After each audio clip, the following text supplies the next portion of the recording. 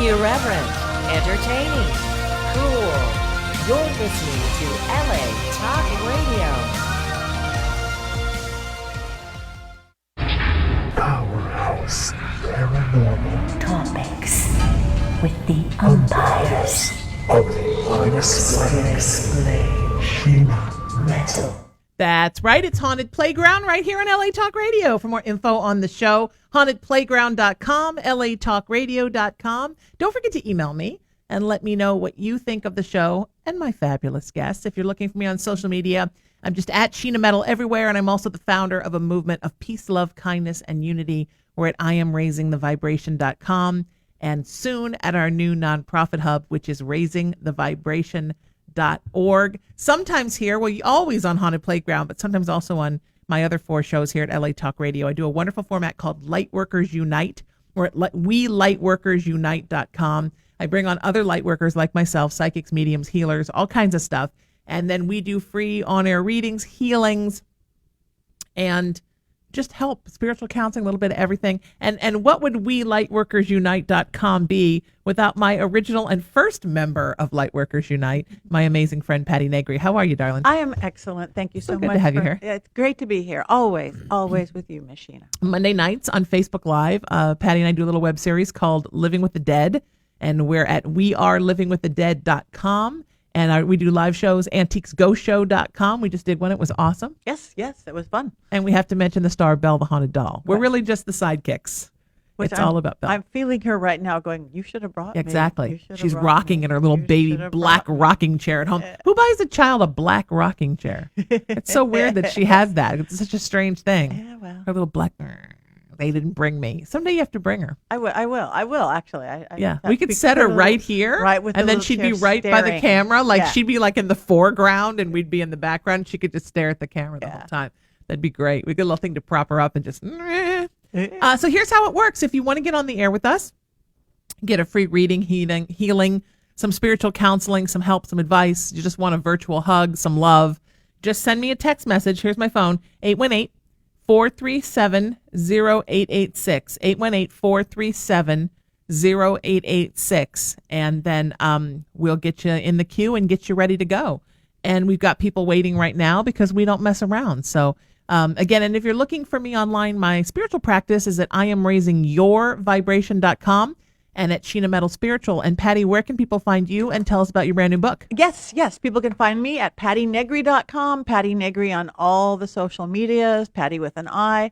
And my new book, thank you for asking, Old World Magic for the Modern World, tips, tricks, and techniques to balance, empower, and create a life you love. It's little easy, witchy tricks that anybody can do to just make your life better. Love, money, dream life, develop your psychic abilities. In the world, a very short, easy read, because that's the kind I like, so that's what I made. Available on Amazon, download for $6, hard copy for $12. Let me know if you like it. Nice. Okay, wonderful. And I guess then I should plug my Good Vibrations crystals. I now have my crystals cleansed, blessed, charged, and ready for you to take them home. If you're interested, just send me a text, 818-437-0886, or email me, Sheena@IamRaisingYourVibration.com. Once the website goes up for the nonprofit and my spiritual practice, then we'll have everything up and I can just give you a web link. But for now, just send me an email. I have 4 sets, one for cleansing, one for grounding, one for connecting, and one for uplift. So the stones are wonderful. And many of these stones are like from my own collection. They've lived with me for years. That's beautiful. And now they can live with you. So it's very hard for me to let things go, especially crystals, because they're like my children. But I decided I can always get more crystals. And wouldn't it be nice to give you crystals that I've been fostering for a lot of my life? And some of them were even my mom's. Yeah, that's pretty awesome. So those are the really hard ones to part with. But so far, people have really loved what they've gotten. And I send you a little explanation about each crystal. And then I'm here if you want some help in working with them and whatnot, because crystals make your life better. Yes. Okay, so we're going to get Carolyn on the phone. She's our first one today, and we're so excited to have her. And now what is going on with the Skype is being funky? Of course it is. It's the Skype. Oh, there we go. I dared to open a window that I hadn't opened before, and it had to look at me and give me a strange thing that I didn't recognize. All right, here we go. We're going to get Carolyn on with us. You can also go and find all our past episodes with Patti, with all of my other wonderful lightworkers, Jason McKean, Alex May, Seth Dietland, and Angelica Perman, Rebecca Haywood, Pamela Beatty, L.A. Weiss, Shauna Grace. Am I missing anybody? Nope, I know amazing I am. people. I know really. that's my little troop of light workers that I've started. Going to lightworkersunite.com. And soon when I have 3 free minutes to myself, which may be like August, we're going to put together a little Facebook page where we can all gather. And this is also going to be part of a new outreach of my nonprofit, my Raising the Vibration movement that I've starting called Lightworkers Raising the Vibration. And that'll be at lightworkersraisingthevibration.com when it gets ready to go, just for people that we're just really in service, and it's about helping and healing and what light working should be, not us tearing each other down or fighting over this or that, just us working together as good friends to make your lives better. Yeah. So that's good, right? Yeah. All right. I love that story. Yeah. I learned a lot about how to be a light worker and work in the community through you. Oh, thank you. Thank you. My mom was a solitary light worker. Yeah. So you've kind of guided me through Just welcome all. Yeah. That's what we do. how to be part of the team. How to be part of the team. Everything I know, I've learned from Patti Negri. Right. Carolyn, welcome to the show. How are you, my friend? Good. How are you? Great. It's so good to have you here with us. Say hi to Patti, and how may we help you? Hi, Patti. How are you? Excellent. Thanks. So actually, one of my friends from work, Christy May, she listens to you guys and follows Sure. you on every single one of your Facebook and videos that you guys do. Well, thank you, Christy. We love that. Thank you. And I was actually talking to her about a couple weeks ago about like your videos because I seen she shared it, and she thought that it would be a good idea, and so did I, that I can't get in contact with you about a couple people that I have lost in the past couple months that Sure. I kind of just don't know why it happened. Yeah. It was kind of a huge shock that it happened, Yeah. and I just don't know why. And I think I need a little bit of reassurance that she's okay now that she's not here, Yeah. because I still feel like I'm hurt because I don't understand why it happened. And I was going to say, and then this is just my advice, but I Right. think that when you get some understanding, hopefully you will start to get on the road to moving through this grief, because it feels like you're just stuck, like you're stuck where you are, and you're kind of holding on to not wanting to move forward, because somehow in moving forward, it feels like you're letting go. And so Exactly. That's exactly how I feel. yeah. And that's part of the process, sweetie. The letting go is part of the moving forward. And it really is with grief. You let go. And then once you let go of one idea of what you think this person is, then they come back to you in the form that they're in now. And so it's a letting go, and then it's a regaining. So it's actually really beautiful. It just is, you just have to trust that the letting go is okay. I always liken it to, have you ever seen that movie, The Abyss? And there's this part where they go really deep and they can't use oxygen anymore. They have to breathe this liquid fluid.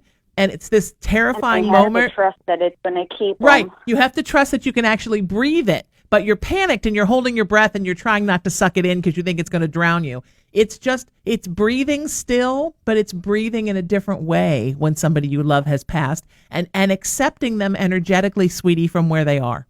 Yeah, exactly. Right. And it's a whole new way of looking at the relationship. That's why I always recommend dumb suppers, which is done everywhere except for America for some reason, very much. It's, whether you do the whole dinner, the backwards dinner for them or not, it's also changing your relationship. Instead of your deceased friend, family member, or loved one, it's your spirit friend, family, or loved one. Mm-hmm. That helps them to let go, because us holding on too tightly is not good for them either. It's really not. You've got to let them, okay, go, be free. You're on to your next chapter of whatever this is. Now you are my spirit family, my spirit friend, and you will be able to communicate with them better. You will have a new and different and much better relationship for both of you. Mm-hmm. Mm-hmm. When she was here, she was very into crystals, and she had a very strong belief about the other world other than here. So the other day I was sitting on my front porch, and out of nowhere my son's little trike bike came like moving across the front yard, and I was crying because I was thinking about her, and then it just made me think like that is her telling me that she's here because I'm upset right now and I'm sitting outside crying, and now his bike just moves all the way into the front of my feet. There you go. She's moving. See, There you moving go. on. So you move too. Yeah. Get on that bike. That was her telling you to move on, sweetheart, and letting you know that she has moved on. And that's a beautiful thing. I mean, that's the natural progression. We're all going to die. I'm going to die. Patty's going to die. I don't want to think about the day when Patti dies, but it's going to happen. She doesn't want to think about when I'm going to die. But one of us is going to follow the other one into the spirit world, and then the other one will be there. And in the meanwhile, like my mom has helped me with my spirit work, my friends, when we get to the age where my friends start to pass, they will do the same thing. And that's how it is. And nobody ever dies. People just get transferred to a different place. On. Yeah. Yeah. Exactly. So that's just the first thing I wanted to say before we talk about her, because I just wanted you to know that I could feel that in you, and Patti can too. Yeah, we can. And I think you're making it, again, too personal, the why about you. It isn't about you. She was just done. Yeah. She was just done. She could do more on the other side for some reason, whether she had physical limitations or life limitations or just situational limitations. Mm-hmm. She had complete faith in the other side, as you said, and it was just time for her to move up, literally, figuratively. Mm-hmm. Does that make sense to you? Oh, yeah, definitely. Yeah, definitely. Because the last 2 times I spoke to her, that's all she kept repeating is that she feels like she has a better purpose somewhere else than here, and her purpose there is a lot stronger than it is here. And she's able to do more and affect more, and so she's good. She's really, really good. So yeah, very happy where she is. So you find you're good too, and that acceptance of that. And she'll show you signs. Ask for signs, like the trike, like the bike. Ask for butterflies, license plates, music on the radio. There's a million kind of easy ways for spirit to communicate with us. We were talking about that last night, and those are some of the ones. Just say, "Okay, show me that you're okay." Yeah, and she will. That's all I wanted to really see, is make sure that she was okay. Because the last couple months she was very, very, very, very depressed with herself and her situation. Well, of course. So I mean, I just of course. wanted to make sure that she wasn't like that anymore. No, she's so free and she's so happy. And another thing, you're about to enter, sweetheart, another level of your spiritual enlightenment. And she is here to help see you through that time. That's another important thing. Every time she did her crystals with me, she always said that there's more to me with these crystals than I believe in. Oh God, and yeah. that I will eventually see that one day. And she always said she wanted to help me. Like if anything ever happened, she wanted me to take her crystals because she knows eventually I would know what to do with them. Oh, do you have her crystals? I do. Oh, that's great. So you have parts of her. Crystals are like computers. They store information. They store energy. If you want to concentrate, if you want to connect with her, just sit there holding her stones. Yeah, Absolutely. I went to the library and looked them up a little bit, but you can't really find that much on them there. But I've kind of just been scared to like handle them and pull them out because I don't know what I'm doing with them. Doesn't matter. Oh, You no, can't no. do anything I'm wrong. scared. No, don't be scared. And as a matter of fact, sweetie, send me a text and send 818-437-0886. Send me some photos of them, and I will tell you. I'll give you some tips for how to use them. You can't hurt yourself. Yeah, you can't hurt yourself. You crystals. can't hurt her. Yeah. And you can't do anything wrong. It's like inheriting someone's Teletubbies. They can't. Okay. Crystals don't hurt you, and no one uses crystals for bad. Yeah, no. So there's no such thing as like I hex somebody with a crystal. Yeah. The crystal would be like, screw you, I'm not hexing somebody, and it wouldn't do it. Right. So, Elemental. It's nature. It's our planet. sweetie, you're going to be just fine. Do you feel better? I feel a whole lot better. I'm so glad, sweetie. And we're always here when you need us, and we love you, and we're sending you a big virtual hug. And seriously, I want to see pictures of your crystal babies that you inherited and your crystal nieces and nephews, and I will be happy to give you some tips on how to use them. My favorite part, I work Sundays at a place in Belmont Shores, Patti, and my favorite part about working in a shop, like when we go to Texas and I work at Miracles of Joy, is after I do a reading, helping people get crystals to take home. That's nice. Because it's like fostering a puppy. It's like getting to take a puppy home afterwards. Everyone needs a crystal. Some of my best memories of my life were going to metaphysical shops and lapidary shops with my mom and having her buy me crystals and bringing them home. Yeah. And now I have all her crystals and all my crystals, except for some of the crystals that I've now passed on to you. But to me, that's my favorite part about everything. I just got shorter. Yeah, what happened? Because I was leaning over on the microphone. So I Oh. just realized I didn't know how to bring this up. These are different microphones Yeah. than they were before. I like them, but I was leaning over. So I'm sorry. I don't was think they're shrinking. different than the last time you were here. Well, I think probably you just could have pulled the mic stand up a little bit if you wanted perhaps that was it. So I just went short. I kind of like it down here. Okay. I can now look up to everybody. Okay. It's good. All right. All right. So we're going to get Lydia on next. I'm just sending her a text and letting her know that she's next. And if you want to be live on the air with us and get a reading like Carolyn just did, just go to 818-437-0886. That's my cell. Patty's buzzing. And we will get you on with us and put you on the list to get you on to get a reading, a healing, some spiritual counseling, apparently some crystal fostering advice. Yes. Whatever it is that you need, we're here for you because we love you and we just want to make you happy. So, yeah, that's I love that story. So we're going to get Lydia on with us now, and here we go. This is fun. I love when you do these with me. I do too. This is great. People are watching us. They're letting us know. I know. I tell you The that. buzzing sound that you hear. Yes. Hi, Lydia. Welcome to the show. Hi, ladies. How are you? We're wonderful. How are you? Oh, hanging in there. Good. I love that story. Say hi to Patty, sweetheart, and how may we help you today? Hello, Miss Patty. I love you both. Oh, thank you. I have some questions about and a friend I just exited. His name is Bill. I'm sorry. You said a I friend think that you he's just getting you me. cut out, love. A friend that you just what? Unfriended, actually. Oh, okay. Okay. So, okay. Okay. I heard I didn't know if exited I thought I heard exited, and I'm like, does that mean dead or does that mean exited from your life? Me too. Okay, unfriended. All right. Name is Bill. Yeah. I'm not trusting him, so I kind of cut him out of my life. So I'm wondering what you have to say about that. Okay. Patty, do you want to do this? You want me to do this?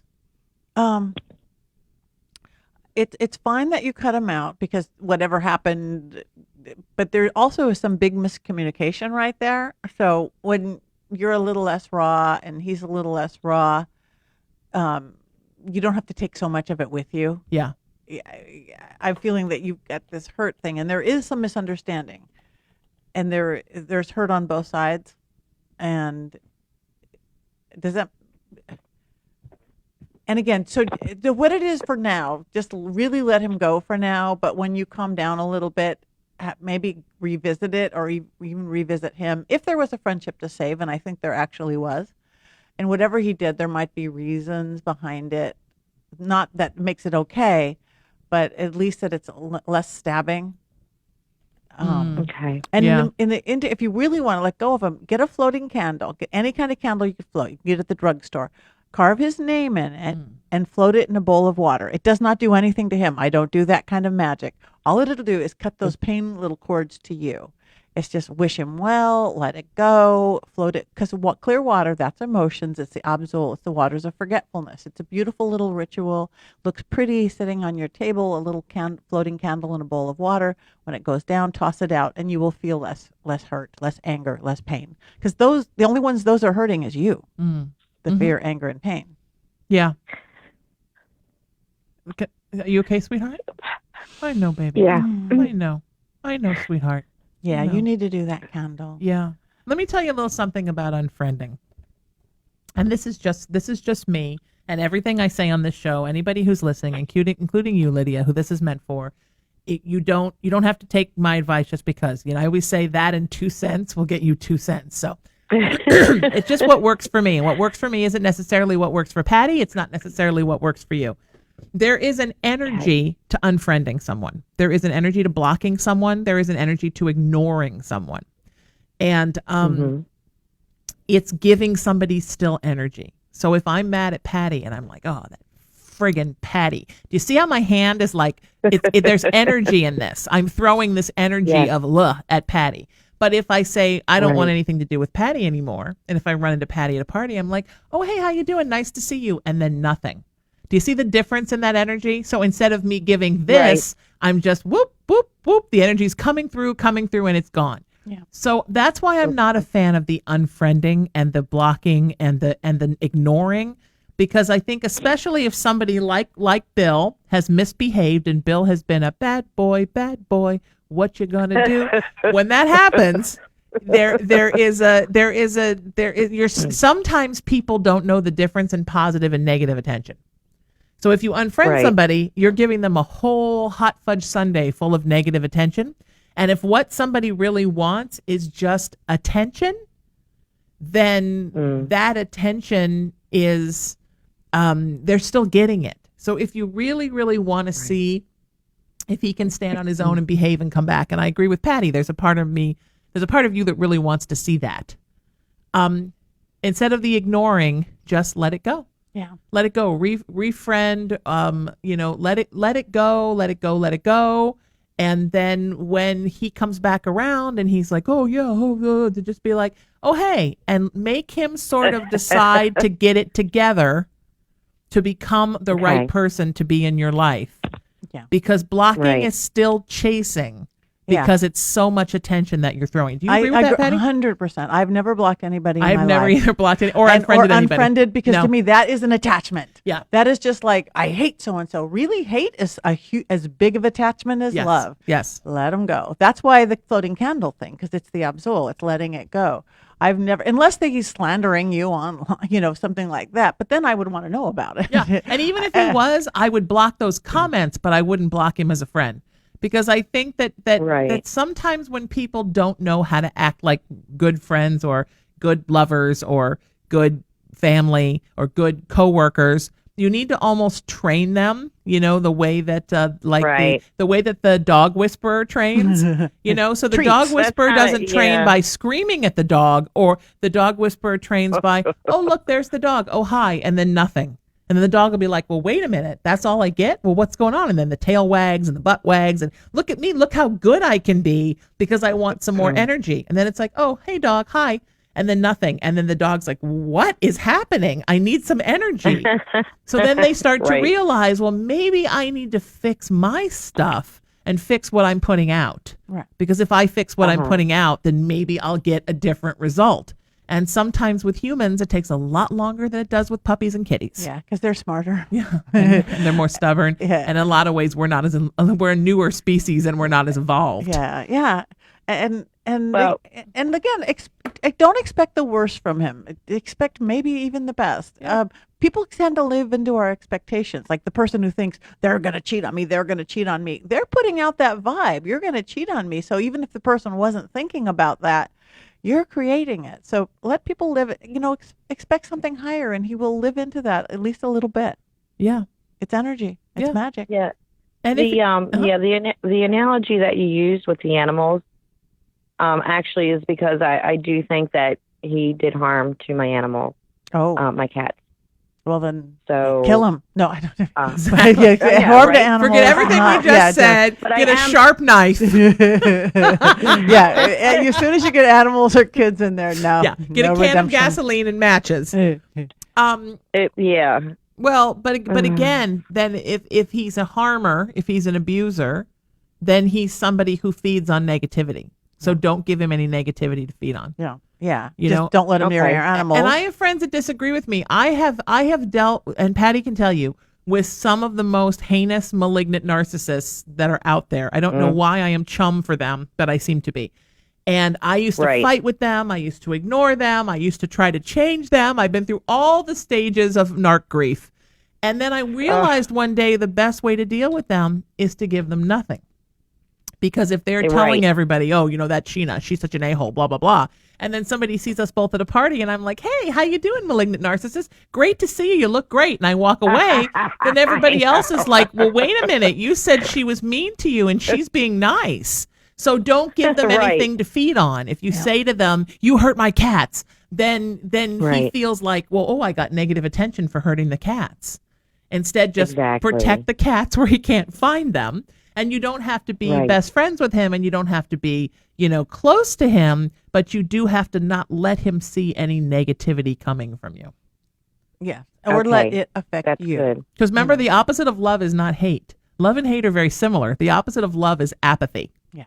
So you just, and friendly, my friend Angelica Perman, who's one of my light workers, says, I love this expression, the wall of pleasantness. So you put down the energetic wall where he gets nothing, but it's coated in pleasantness. So when he bumps up against it, all he gets is, "Oh, hey, how you doing?" And then nothing. So trust me, that hopefully will correct some behaviors. Yeah.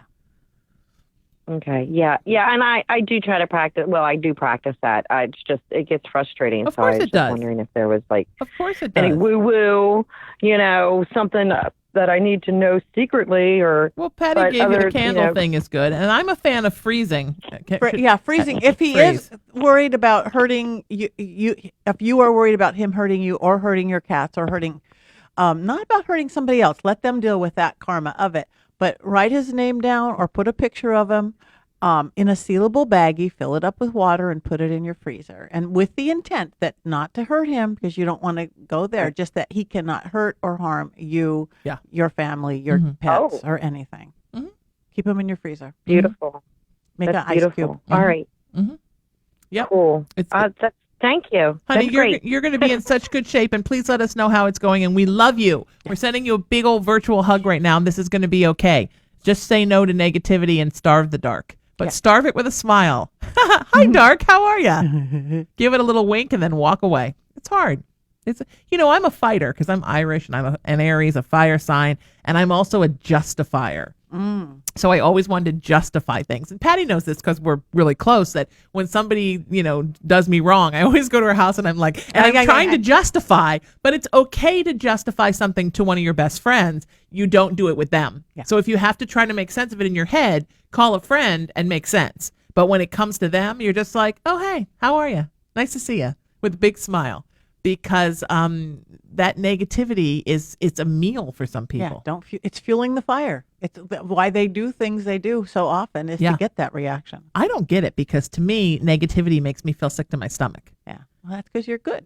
Oh, okay. And light and high vibration. Oh, okay. Sheena. Oh, aren't you sweet? But I think for some people, it's fun. It's a challenge. It's delicious. Yeah. Okay. So I'm up. So how do you think that Patti, that there is? I'm putting somebody in the system right now. Everybody, do you think that is there for you pretty much a magic fix for everything, a spell for everything? Yes, there is. There is a magic fix for everything. Nature, God, whatever word you want to use. And again, I'm the queen of tools. I will show up with 2 monster baskets, but we actually don't need anything. Right. Between our intent and our energy and our body and our mind and our spirit, we can do anything. There is a fix for everything. Yeah. I'm the queen of, I like tools and I like to use them sometimes, but I also sometimes show up with me. I think we're our biggest tool. Yes, we are. But I do agree that there are things in rituals and there are aids that we use in spirituality that are lovely to have and wonderful. Yeah. I love to have things charged. I love to have them blessed. I love to have them blessed by other people. I love to use things that people gave me as gifts because it has their energy on it. So I love all of that. But the truth is, I think you need to learn how to just sort of be able to fight bare-fisted. You need to learn how to show up and just use you, too. Yeah, because that's you had a huge party and you're washing dishes. You have to know how to wash them by hand. But if you have a dishwasher once in a while, throw it in. Sure, exactly. Yeah, and I think it's also not just that there's a power in using you, but I think also most people need to know in matters of spirituality and sometimes in psychic warfare, that you're enough. Mm-hmm. You got everything that you need to have the best life that you can have was given to you by the universe when you were born. Sometimes it's just digging through the attic and finding it all again, but it's all there. And you have all the tools, you have the abilities, you know how to handle things. You just have to relearn. And what we do as spiritual healers, practitioners, light workers, counselors, we help you find it all again. Yeah. But it's already in you. It's in your blood. We don't really give you anything. We just dig around in there and help you find where it's already there inside of you. So think about that, because I think more people need to know they're enough. Yeah. Bonnie, welcome to the show, my friend. How are you? I'm good. And you? Wonderful. It's great to have you here. Say hi to Patti, and how may we help you? Hey, guys. Now, I was wondering, I've dealt with spirits since I was little, and it's been something that, I guess about the past 10 years, I really decided that I couldn't ignore anymore. There's been a few cases that I've handled, I guess, family, loved ones, and things so forth that have crossed over. not a whole lot. Usually it's, a random one that pops through that is needing me to pass a message on. Now, recently, I had a very, very strange experience, one that even kind of made my mouth drop. I received an email about 2 months ago, and it was from a friend that I had spoken to about a month prior to. Up in the wee hours, he was really going through some bad things, a difficult time in his life. And this email, it was like to a social media where he'd sent me a message on it, and I go to look at it, and I couldn't open this. It wouldn't open. So I'm thinking, well, that's strange. I was driving, so I was like, I'll check it out when I get home. I forgot. The next week was his birthday, and I went to wish him happy birthday on his Facebook page, and I kept reading all these rest in peace, happy heavenly birthday, all these things like that, and I'm thinking, there's no way.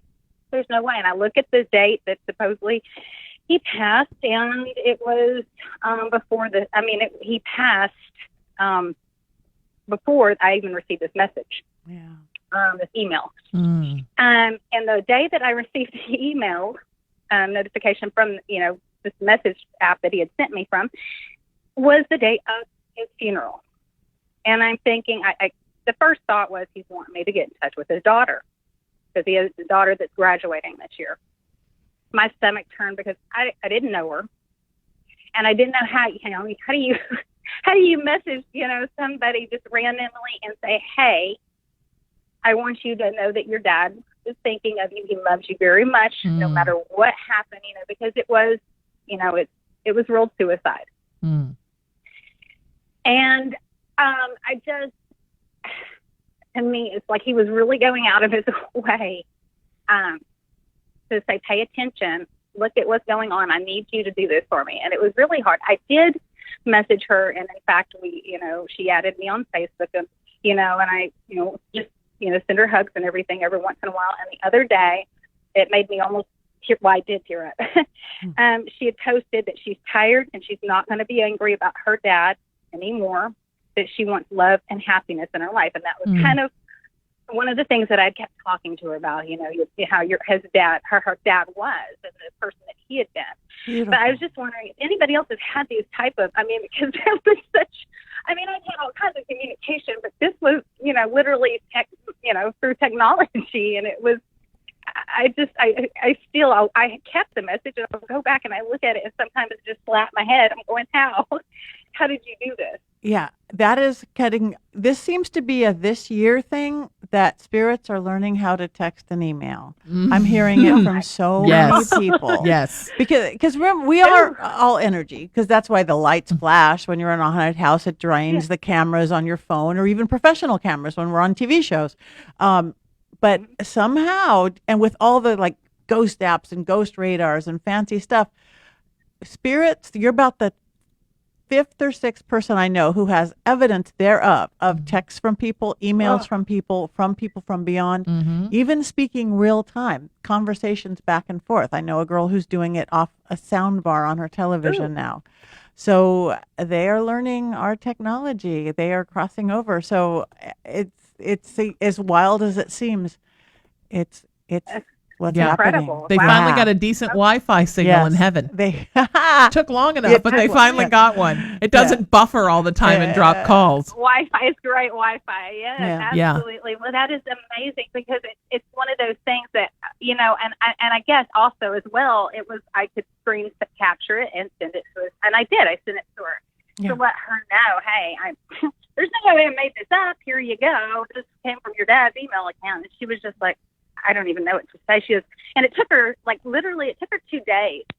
And I started laughing. It felt like I knew he was telling me, hey, she's going to take her a minute to think this over and respond, because it's hit her hard. Yeah, of course. And she did. And I said, oh my gosh. And when she told me, she said, it took me, she was like, I'm sorry, it took me so long to reply. She said, it was just, and I started laughing. I said, it's okay. He already told me.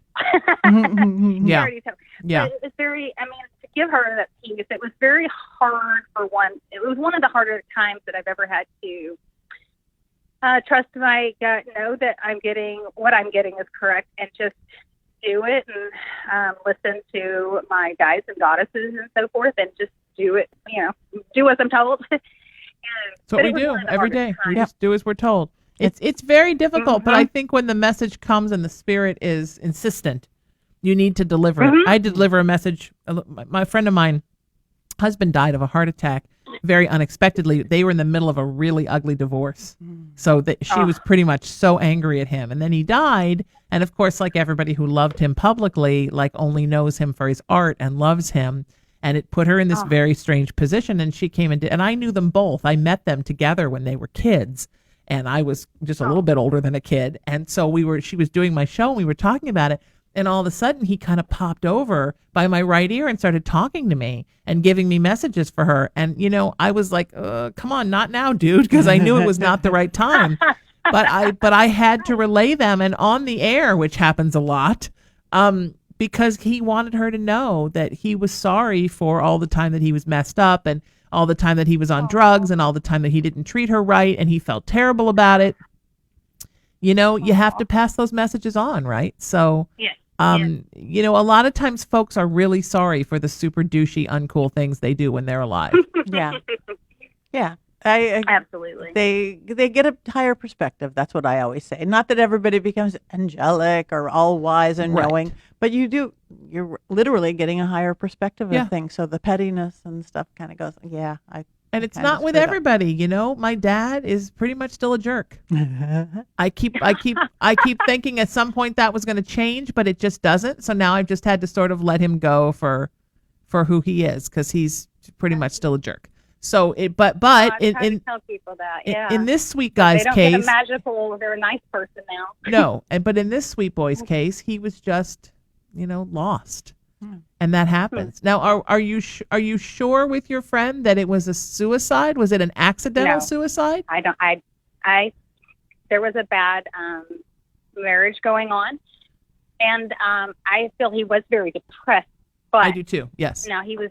He knew that I'm pagan, and the thing is that he would even once quoted. He said, "Bonnie, you're more Christian than any other Christian I know." Sure. I said, "But I'm not." And he was like, "But your heart." And I said, "Because I am an empath. I said, I can't treat people the way it is so much easier. I said, I have to treat people as I want others to treat people. Yes. I said, I had to, lead by example. Yes. I said, and I said, but he was very, very Christian. And I just honestly, I feel like either he was made to feel like an inch tall and no hope, but there are circumstances that even the family questions, and it's like I keep trying to look for this.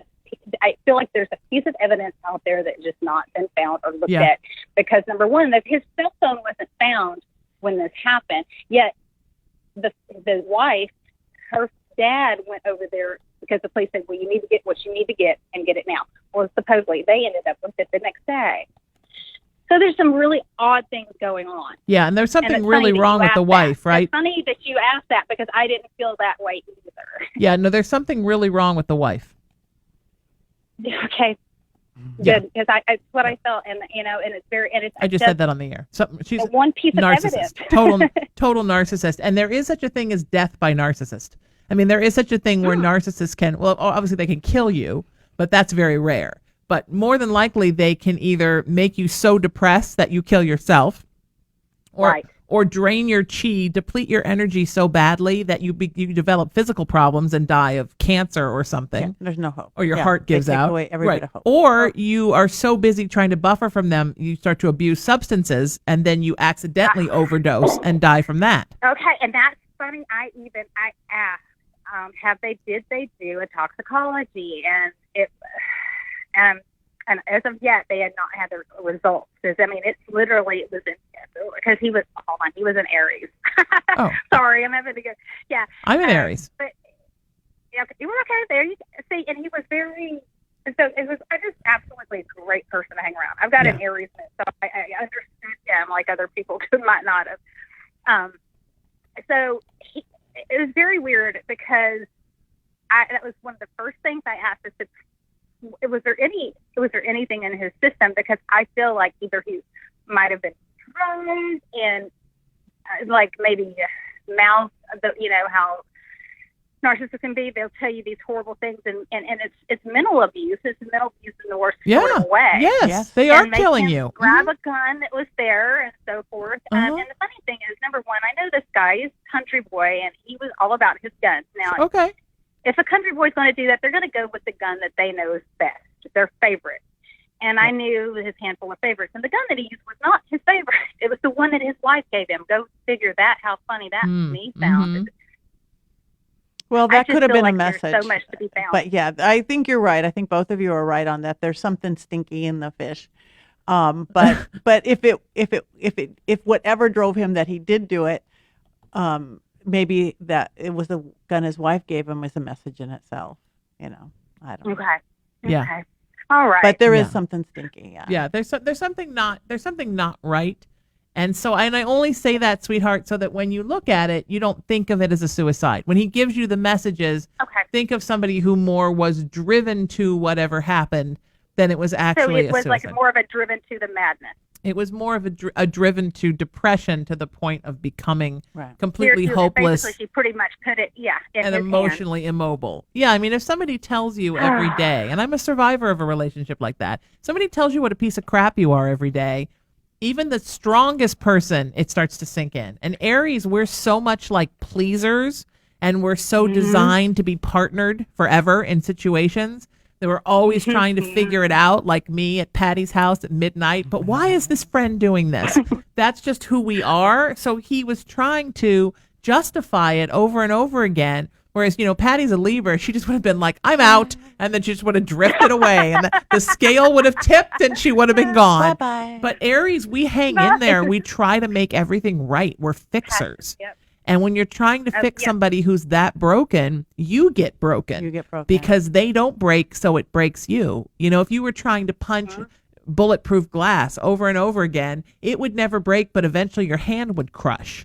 And that's kind of what it's like when you're up against a person like that. And I feel like he just kept throwing himself against that wall over and over again until he broke.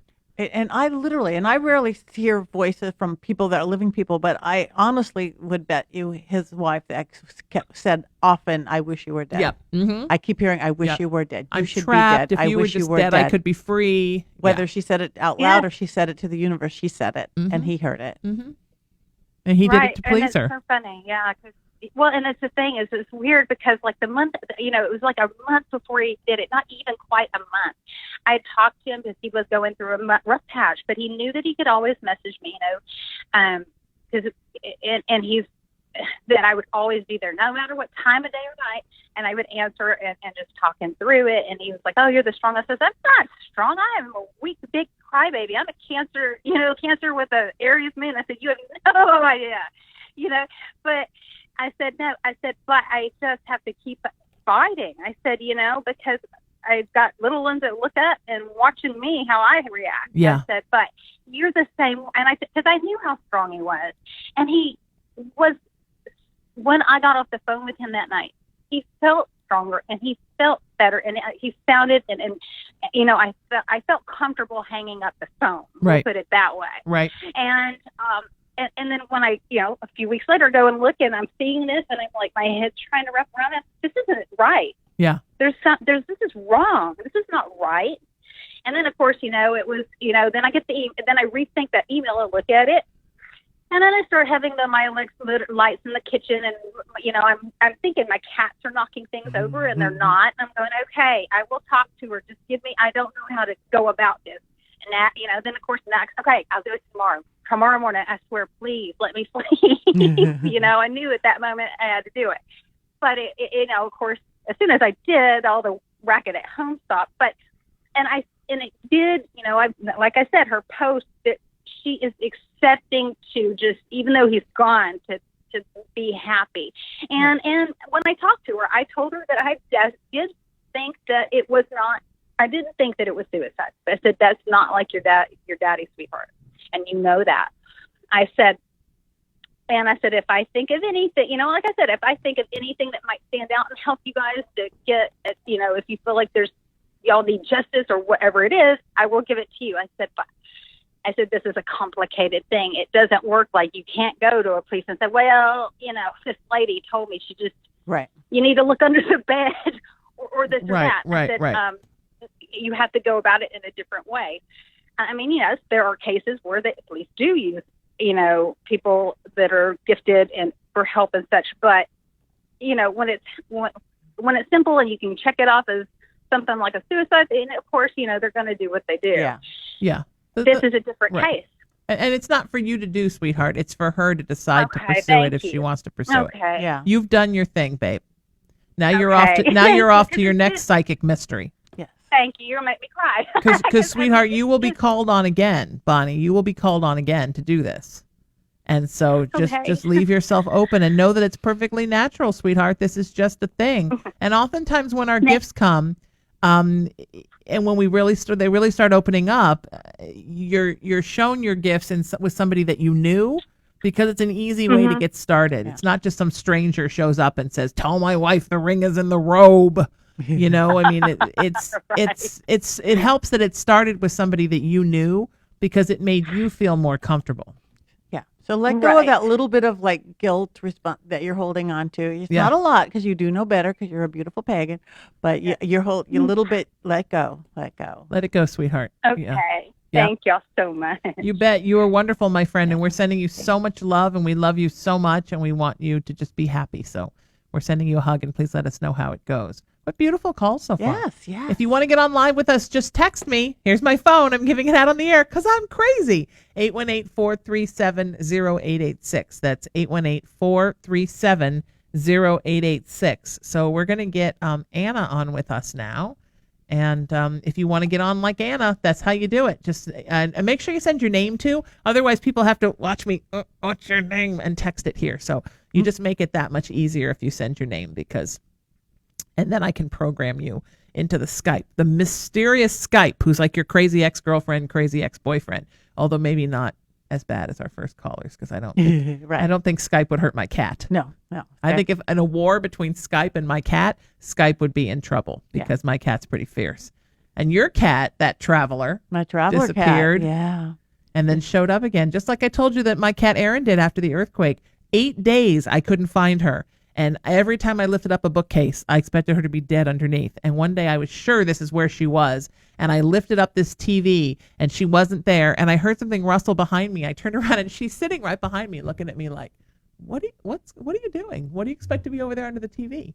Like, where have you been for 8 days? And she was like, the spaceship. That's where we go. Yeah, that the cats do. They travel. I do. I sometimes think that they go somewhere else and then they come back. Yeah. There wasn't a mark on her. She didn't seem hungry. I have no idea where she went to the bathroom. 8 days, people. Where was she? And then nothing when she came back. Just like when Petunia came back. Like, oh, hi. 3 days, 3 nights out within coyote country with not speeding smelling, cars. not seeming like she'd been outside. White as snow, clean, happy. Yeah. She went to the ship. Yeah. I think there's a ship that looks like a cat head that hovers above the earth. Well, I've seen cats. They have one. The play cats. They have a spaceship. They do. See? Oh, yeah. Is there one in Cats? Yes, I've never seen Cats. Oh, my gosh. Oh, that's fantastic. In the original, like 20 years ago, whenever it came out, was one of my first Broadway shows. It was the big reveal in the end. But it was a big in the space. Oh, that's what Cats are about. Oh. Now it's in the beginning of the show. They moved it around in a revamp. I just saw that at the Pantasia. So the truth at the end is that cats are aliens? Yeah. Now it's the truth at the beginning. What's a jellicle cat? Do we know what that is? No, it's the one they sing about the whole damn show. You don't understand any of it, right? Jellicle cat. Yeah. Is it a good show? It's a great show. I'm sure it's a wonderful show. Yeah. It did like very few others on Broadway. It was a great show. And it was the show to make fun of as well, because it's people dressed up in cat suits going, meow, meow. Yeah. For a Broadway it was strange. Show. It was strange and fabulous. Yeah, it was strange. And we don't know what a jellicle cat is. And it was a little weird. Have we ever looked up Jellicle Cat, though? I will not make you add one more thing to your phone book there, and I probably can't do two things at once, but maybe it is a real cat. I don't think Have you ever seen Starlight Express? That's the skating one? Yeah, it's like about cats. It's like a train's date. Yeah, no, I don't and meet and fall in love. So if you're into like train set, if you want to see trains make a train, this is pretty much your thing. Caboose. Yeah, it's interesting. It's strange. Oh, there we go. Sometimes people just don't come up. All right, Anna, we're coming for you.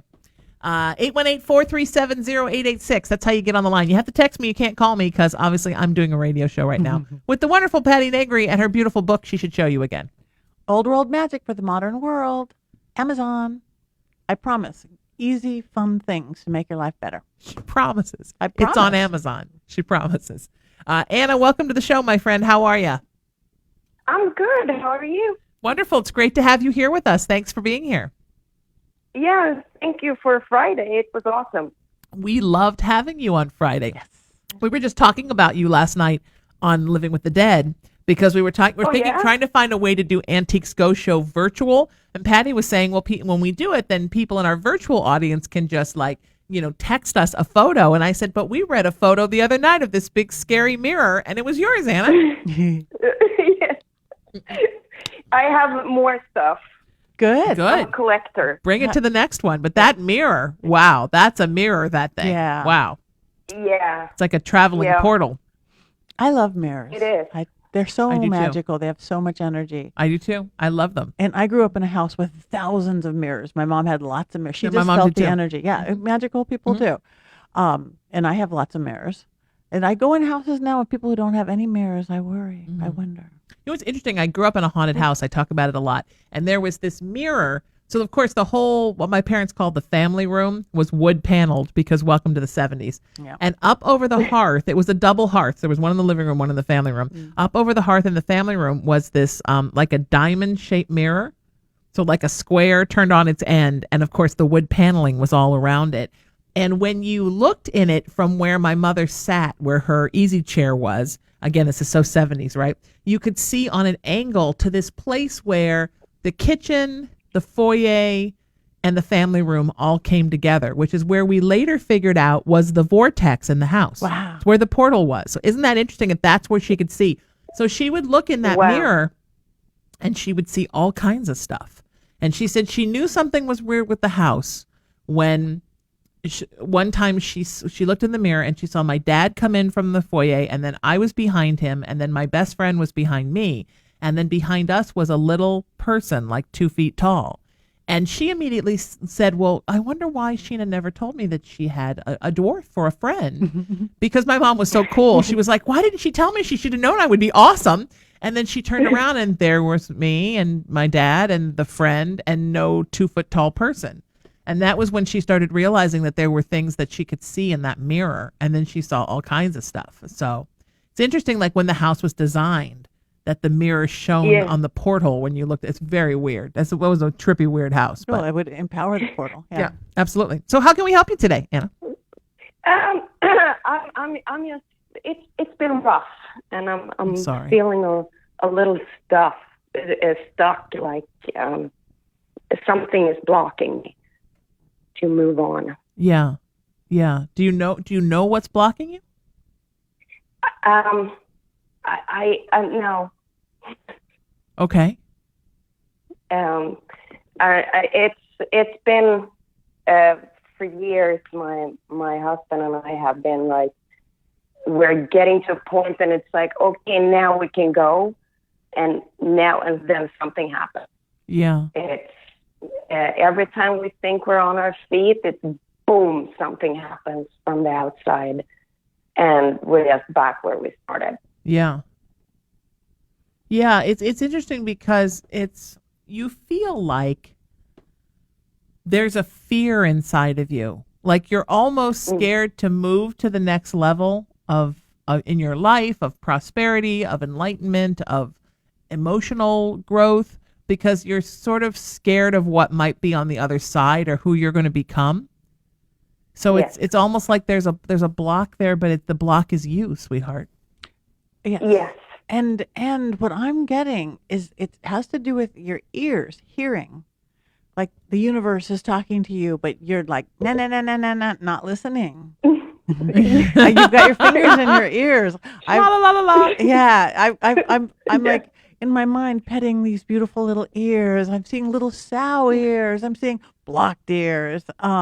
So like literally the universe, God is speaking to you something, and there's something you're not wanting to hear. Yeah. Yeah, it's true because and I'm asking like after Friday when you ended it all, you said you're going to be a little bit more psychic, a little bit more dreamy. The universe is going to. But walking to work the next morning, I'm walking down and I'm like, okay, universe, give it to me.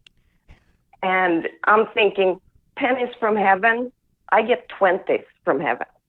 Just like $20 bill on that. Nice. Nice. You're awesome. So, and that happened before at the same spot on my way to work. That's awesome. So, and I was like, oh, okay, but what does it mean? And then I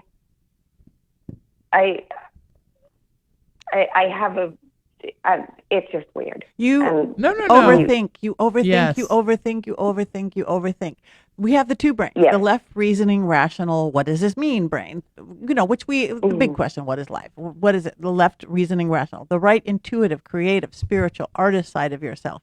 You have to dance between them. You can't have the spiritual message and try to rationalize it. Mm-hmm. Just relax into it. Even the listening part, again, because if you're trying to analyze before, just let it happen. Analyze it in 2 hours. Analyze it. Let it sink in first. You're trying too hard. Mm-hmm.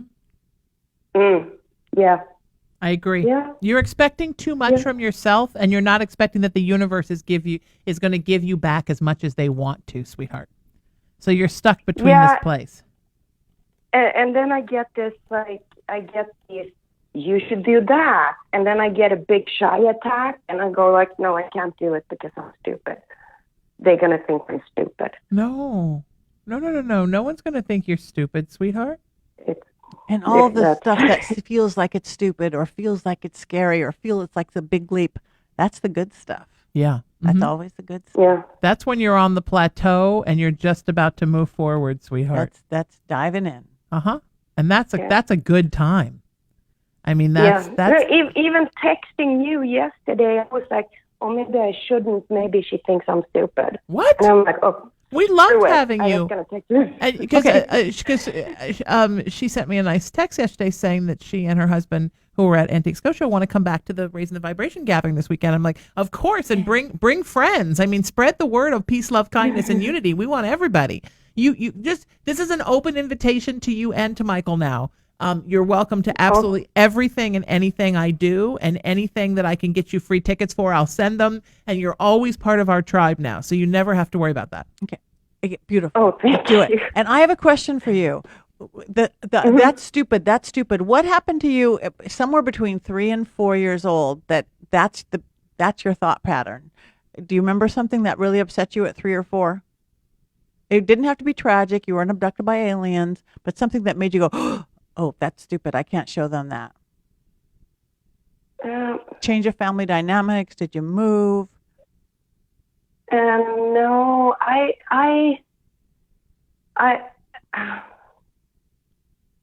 It could have been the littlest thing. My first memory ever. My dad was an artist and very good at anything that had to do with making stuff. And we didn't have that much money. We were fine, but we weren't poor.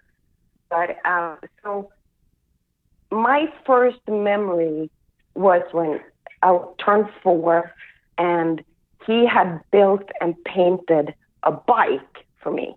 Wow. That I loved the bike, but at the same time, I felt a little ashamed that I didn't have a new bike. And then guilty about it. Mm-hmm. But then my friend got really jealous of my bike because no one else had a bike like that. Mm-hmm. But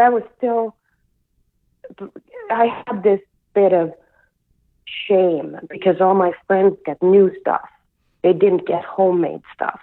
And today, I am so grateful for the homemade stuff because it was love put in to these things. Yeah. Mm-hmm. And you're right. But your 4-year-old is the one saying, that's stupid, don't do that. She's the one with the shame and then guilt attached to it. So do you have a bathtub? My cure for everything. Do you have a bathtub? Yeah. okay. Just take a bath. You're going to be fine. In a bath, light a white candle. Throw in a handful of salt, any kind of salt for cleansing. Throw in a handful of sugar, any kind of white sugar for sweetness, and a cup of milk, any percentage for nurturing. Salt, sugar, milk. It's old school magic, Southern conjure. Get in that white bath. Shut down your left chatty brain, the judgmental brain. Am I remembering correctly? Doesn't even matter. For a second, you as a grown-up, look back to that 4-year-old situation. And just for a second, what you remember. And then right in front of you, put 4-year-old you right in front of you. And then don't remember anything. Listen to her. Let her tell you her thoughts on that whole situation. And you're going to hear that that's stupid, that you're thinking yourself is stupid, or they're going to think you're stupid. You're going to hear her, and you're going to hear where she got it wrong. So, and you're going to say, yeah, that's how I felt about life. Oh, wow, that's how I still feel about life. But you got to correct what she's got wrong. You don't need a 4-year-old putting in these. It's all it is self-limiting misconceptions. Yeah.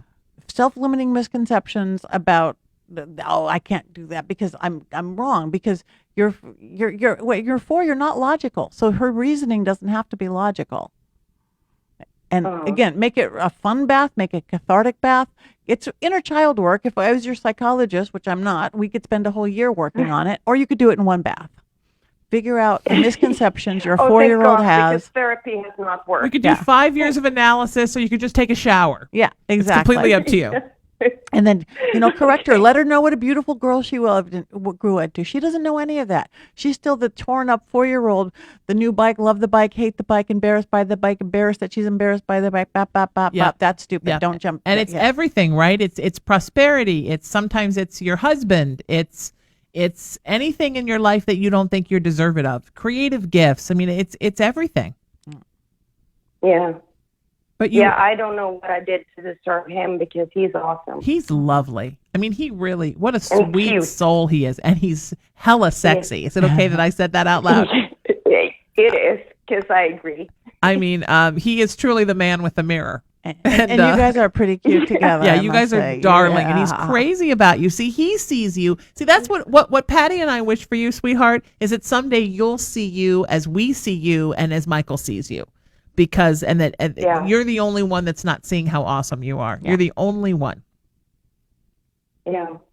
And you just need to get a little more firmly connected to your core. Because the most important relationship we have in every incarnation is the one with us, because that's what fuels everything else. And so I see that you've done a lot of work in your relationship with spirit. You've done a lot of work in your relationship with others, but you haven't done a lot of work in grounding and that relationship with yourself.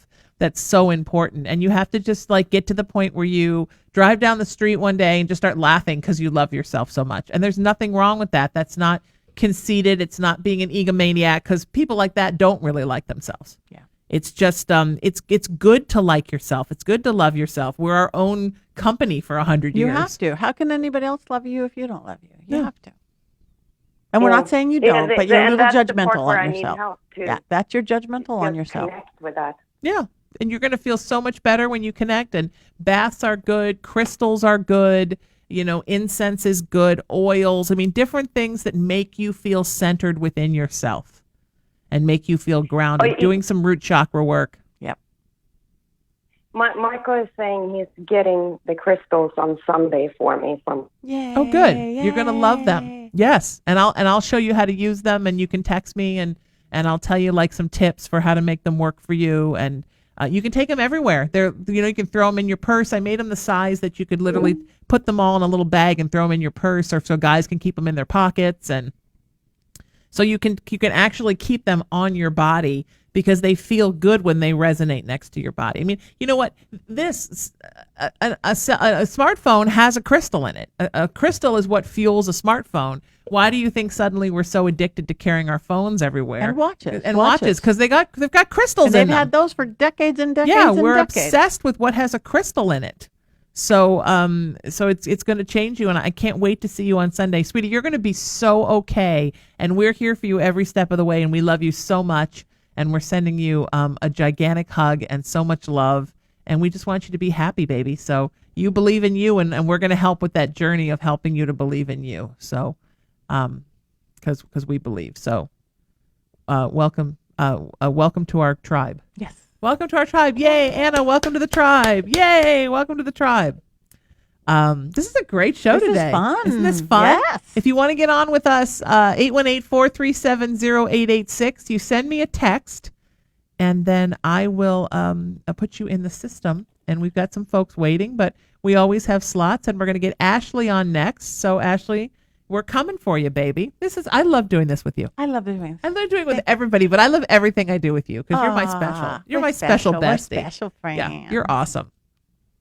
And I'm glad the cat just went to the ship and didn't. I know. Yeah. Didn't go into the light. Yes, Don't go into the light, Petunia. No. Do not go into the light. Welcome to the show, Ashley. How are you, sweetheart?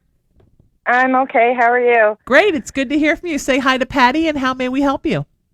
Hi, Patti. How are you, my dolly? Good. Thank you. Oh, okay. How can I do this without crying? No, you can cry. We can cry here. So, I lost my mom about 22 years ago. So sorry, sweetie. With breast cancer. Uh-huh. Oh, do this without crying. I'm sorry. You don't have to. Not crying. Almost 2 years ago, I got diagnosed with breast cancer. So sorry, sweetheart. Stage 2. Okay. And next week I go in for my second part of my breast removal. Okay. Now, when I was younger, when my mom passed away and my family passed away, I believed in my mind and in my heart that I could see them, I could hear them, But I don't know if it's actually them or if it's just that I miss them or what's going on. I mean, all my friends think I'm crazy, and most of my other family thinks I'm crazy. Why would anybody think you were crazy? But I just need to know if it's actually them or, Yeah.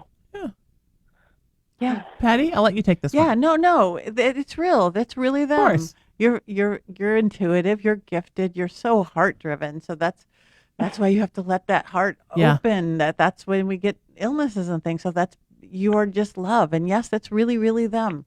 I've been seeing and talking to spirits and hearing spirits since I was 3 or 4. Yeah. I believe we're all born with it. It just gets taught out of most people because of we're a religious Western civilization, but we're not spiritual. We're getting better. Yeah. But we were raised, that's your imagination. This is fact and this is this and this is, so no, it's real. Yeah. Of course it is. And even if it turns out that you're not somebody who opens up all the time and is constantly getting gifts and doing this work, still it's very common for an average person who is enlightened and open to hear from their loved ones and friends that pass. I mean, that's not, you don't have to be some big oracle to receive those messages. I mean, it's normal for folks that contacted you in life to want to contact you in death. I mean, that's just the natural order of things. Everybody thinks I'm crazy. Well, everybody thinks I'm crazy. You're not crazy. No. We'll tell you that. No, of course not. And just now you just pick and choose who you tell what to. Yeah, exactly. You don't have to lie. You don't just, again, know your audience. If you will find friends or find people who are open to this spiritual thing, because there's a billion of us, 100 billion of us. Everybody listening to the show right now doesn't think you're crazy. There's one person. No, there's not anybody who doesn't think you're crazy. That one jerk. Yeah, they think we're all crazy. Not on our feeds. We don't do that.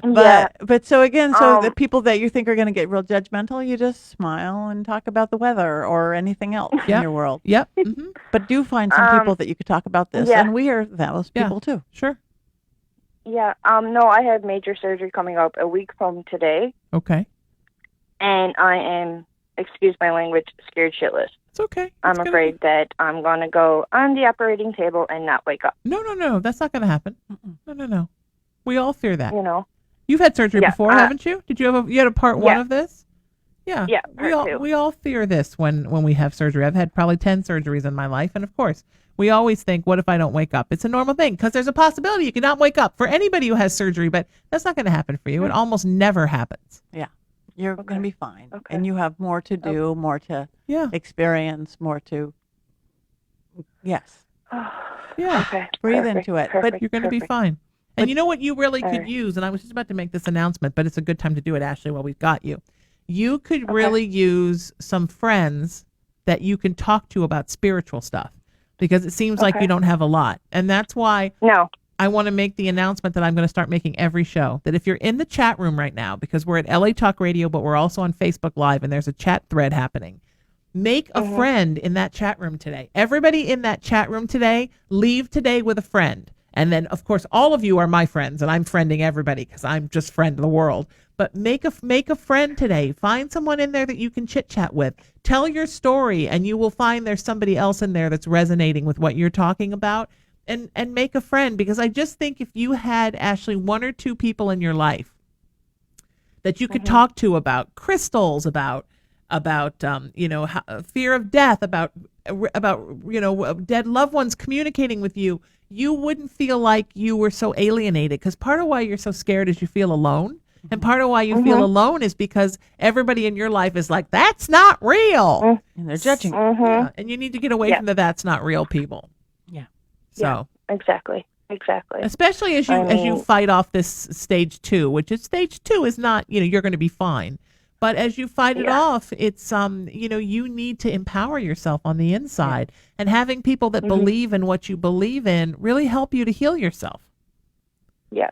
Yeah. A lot of my family are like, Ashley, you don't need it. You just went through it not even 2 years ago, blah, blah, blah. And I'm like, I need this to do this for me. They don't want you to have the part 2 of the surgery? No, nobody does. Okay. Nobody does, but I'm going through with it. Good for you. But like I said about my mom, she had the cancer in one breast, got hers off, and then had the other one off, and then it went right to her. And that's what I'm scared of. If I get this one off, and if I do got cancer, which you're not 100% sure if it's back, but I'm just scared that it's going to go through me, and I'm just going to, But that's why you're having the procedure. My 5-year-old daughter says. Yeah. You're going to be there for watch your little girl grow up. Yeah. Yeah. I got engaged 2 weeks before I found out I had cancer. Wow. And we've been holding it off to get married until everything was done. Okay. And the only support team I have is him. He's been my rock. He's been everything. That's beautiful. Everything. But find some more support people. Again, you have us online people, the family. But do you live in a big city or a little town or? Little town. Little town, okay. Yeah. Because there's people everywhere, even in the smallest of towns. Find whether there's a open church or a metaphysical store or a unity kind of a church, or there's many places that are very encompassing of more spirituality. And there's a lot of skeptics. Yeah. Where I'm living, a lot. That's okay. Right, and Yeah. Okay. There's some unanswered questions that I would like to know from my mom, and when I do see her, she says I don't need to know. Okay. So maybe you don't need to know because she doesn't want to talk about it until you're through this. And she doesn't want you to focus on the negative, Exactly. because that's what we just do as humans. You know that old story, the glass half empty, the glass half full. Yes, I live by that. Focus on and I like the wolf story better. Do you know the Native American wolf story? I've heard of it a couple of times. Yeah, it's the best because you catch yourself. There's 2 wolves outside your door. One has the breast cancer and the mother this, and people think you're crazy and you're fearful of this, of this. That wolf is sitting outside your door. The other wolf is this beautiful woman, a woman of faith, who has a beautiful fiance, beautiful children, is taking all the precautionary measures, only stage 2, and is going to have a beautiful, happy life. That wolf is out there. Which wolf lives? Yeah. Which wolf lives? You decide. Yep, the one you feed. Yeah. Mm-hmm. Yeah. You decide what you feed. So catch sweetheart. yourself during the day going, what if you're feeding the bad wolf? Yep. Feed the good wolf. Mm-hmm. You go, you have this guy, I do you have that a all rock. the time. Yeah. I do that all feed the the good time. wolf, feed the good wolf, feed the And good wolf. don't be scared to cry. Yeah. Because the crying, I hate crying. no, but that gets it out. It's your emotions, it's your water. We are 60% water. Let it go. Yeah. It's what tears are for. I've cried so much the last couple of weeks, I don't even know if I have any tears left, to be honest. I'll keep drinking water. Yeah. God bless you guys. You don't want to get Thank dehydrated. you. We I'll love keep you, you guys sweetheart. updated on how I do. Please, we're saying prayers for you, and we love you, and we just want the best for you, honey. We thank you for the call. We're sending you so much love and a big virtual hug. Yeah. If you want to get on the air with us, 818-437-0886. That's 818-437-0886. It's Lightworkers Unite here on Haunted Playground. And you can find all of our past broadcasts on all my different LA Talk radio shows at WeLightworkersUnite.com. That's WeLightworkersUnite.com. gmail.com. And of course, Patti and I do a fantastic little web series called Living with the Dead. We're at wearelivingwiththedead.com, and our live events, Antiques Go Show, at antiquesgoshow.com. Can you believe nobody had antiquesgoshow.com? That's amazing. How did I luck into that? I don't know. But how many websites do you have? I have 47 URLs. I know because the website host provider yells at me. But I have them all because when my website's finally built, and I know this is sort of the website getting built, it's like the Cecil B. DeMille production of websites, then I can just throw out websites on the air and it can go right to that page. Yeah. So I don't have to be like, okay, so first you go to sheenametal.com, then you click on spiritual, then you click on web series, then you click on Patti, then you click on Living with the Dead, then you click on... Nobody can follow that on the air. What are people writing it down as I'm talking? Just one thing. And you get people used to hitting that name. Radio's all about you hit the name over and over again. Antiquesgoshow.com. So I try to get the URLs as close to what the show actually is, but sometimes you can't. Like someone had Living with the Dead, so we are Living with the Dead. But then when I started my show Altered with Carolyn Hennessy, I got We Are Altered so that people would see the same with Living with the Dead and Altered. People get used to things. It's patterning. I've been talking for 25 years on the air. Yeah. I know how people's audio patterning works. You know, it's a weird savanty thing that I do. I love it. It's my weird thing. Okay, we're going to get Maureen on with us now. If you want to get on with us live, 818-437-0886. That's my cell. Text me, and we will put you on the list. And so excited to do so right here on Haunted Playground. I'm also at hauntedplayground.com, at latalkradio.com. Please go like all of our Facebook pages. There's probably like 20 between Patti and me.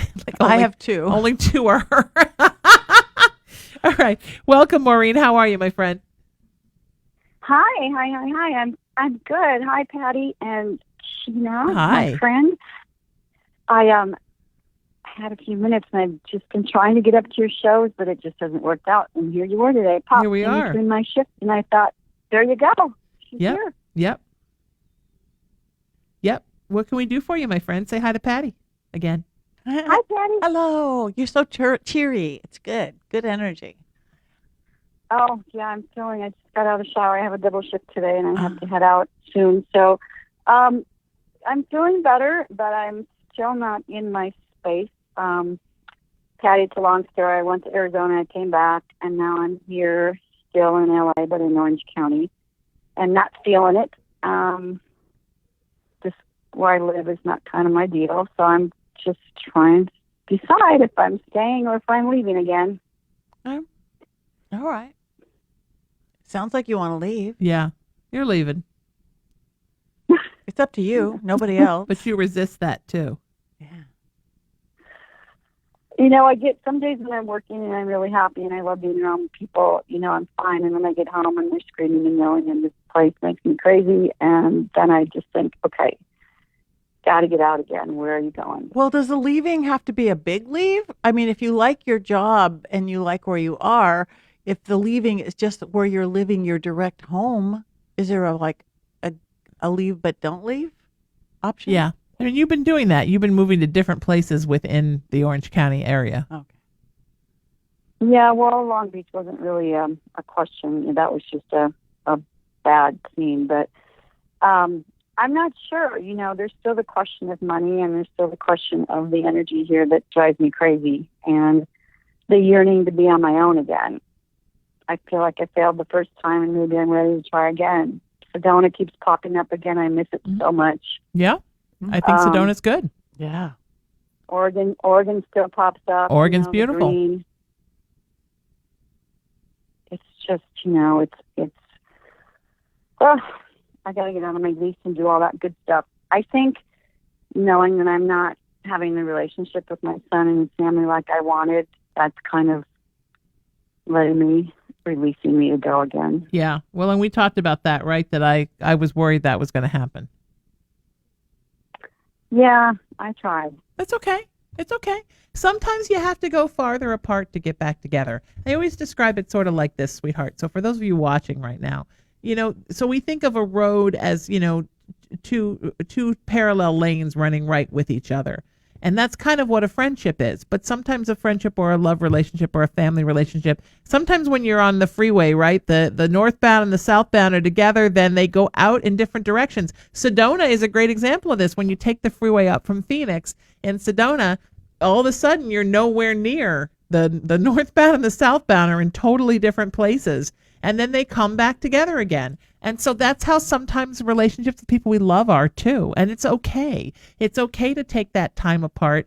And maybe you and your son just need a little bit of that time apart so that then down the road you can become closer than ever. But you need to sometimes give people space. Sometimes when people aren't ready to come to the table, you can't make them. You can't tie them down to the table because they'll just keep chewing off their hand to get away. Yeah, I've kind of stopped asking to go over and visit, the baby and all that. So I just kind of resolved that again. But good. It's a little sad, but still, what am I going to do? I can't. It's nothing. It's not in my control, actually. I don't think. Sure. I understand that. You need, sweetheart. You need to find, like we were talking about earlier with Anna. You need to find the ground and rekindle the relationship with you. Yeah, that's what I was just going to say. It's no matter where you go until that your space, it's a little bit of more inner work than outer work. Yeah. You'll just keep not finding it. It's like grounding yourself. Right. You're looking for happiness somewhere else, and you need to find it inside of you. And right where you are, wherever you are. Yeah. And, people resonate with you better when you're resonating better with yourself. And so you just need, I think wherever you wind up going, you go to the place that makes you feel like you're going to be able to connect and ground and do that work on you. Yeah, I don't feel like I'm achieving much of that here. Although I'm a lot further ahead than I was when I was in Long Beach. I can tell you that Yes, much. of course. Yes. Yeah. But you really have told yourself for a while now you're done with Southern California. And the problem is that energetically, the universe keeps saying, but wait a minute, you told us you were done with Southern California. What's going on? I thought you were done. So, it's sort of like, I was using this analogy last night on my Raising the Vibration show. It's like if you woke up Christmas morning and you opened all your presents and you got pissed because you didn't get something, but that was something you didn't even ask for. But you were like, but Mom should have known I wanted that. Well, that's kind of how it is with the universe. Like the universe is like, well, we're just waiting for you to tell us what you want so we can work on bestowing that to you. But you keep saying you don't want to be in Southern California, so we just keep not giving you Southern California because isn't that what you want? But again, I think you're scared. I think, and sweetie, I think there's even a part of you that is scared to be happy. Scared to take a chance to be happy because of because you're patterning in what you've told yourself about your life for so long now is I'm not happy. Yeah. So, you get used to that, the devil, and then you get scared to try to be happy because then you're like, well, what if I try that and that never happens? Maybe there is no happiness. And then you just spin out of control. So you just need to put one foot in front of the other and just start making baby steps towards happiness and towards finding your ground. Then you could be happy anywhere. Yeah. Yeah, true. I have to date again, and I'm not feeling it here, like you said. Yeah. Yeah, and you've known that for a long time. All I do is just work and come home and pray that it's quiet, and then when it's quiet, I can get stuff done. Yeah. Clearly you need to live in a quieter place. And that's okay. Yeah. It's okay to need to live in a quieter place. You need to live someplace that's quiet because you're not happy with the urbane nature of Southern California anymore. Unless you move to like Big Bear or Idlewild. Right. There is quiet places. Yeah, there are quiet places in Southern California. You just have to find them. You could live up by the Angeles Forest or like someplace that's, really really remote, but you're not going to find that in the kind of neighborhoods you've been looking. Right. But you're right. I do think about places like that. Yeah. I feel like it's just going to bring me back to the same place that brings me to the Southern California vibe. Yeah. And of course, there's money. That's the money thing. Right. But oftentimes those remoter places tend to be cheaper. Yeah. Because, most people, like, you couldn't pay me to live out there. So most people that live in Southern California are looking for that experience, Right. I mean, I still need to work for quite a while. Sure. Well, but the nice thing about SoCal is that you can be near a place like that and also not be too far away to be able to commute in. So you're still near the jungle, but you're just on the outside of the jungle. You're going to be fine, sweetie. We love you so much, and we're sending you so much love. Yes. We appreciate the call. Thank you so much. If you want to get on the air with us live, 818-437-0886. That's 818-437-0886. We're going to get Christy on next. We're just getting through them, aren't we? Yes. This is fun. Patti, is there anything that you want to say? No. All right. I'm just enjoying it, talking to people. Isn't it fun? Looking at the view. Yeah, we have a great view here. We do. It's beautiful. It's a little hazy today. You can't see the mountains. Normally you can see the mountains, and on really clear days you can see the mountains behind the mountains. Yeah, that's nice. Which is really cool. But it's a little hazy today. It's a little cloudy today, and the haze is kind of what's left. But even that's beautiful. And can you believe it's the middle of May and it's still this cool? I know.